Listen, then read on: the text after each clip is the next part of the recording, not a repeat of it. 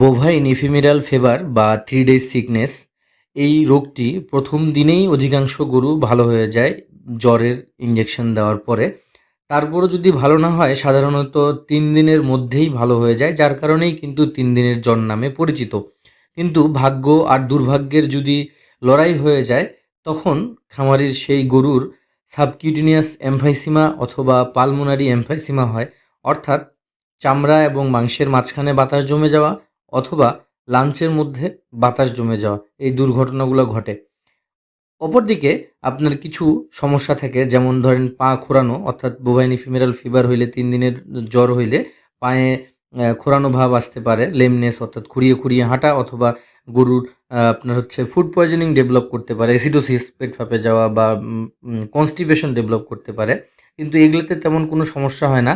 পা খোঁড়ানো হোক বা গরু পড়ে যাক অথবা আপনার ফুড পয়জনিং হোক, গরু ভালো হয়ে যায়।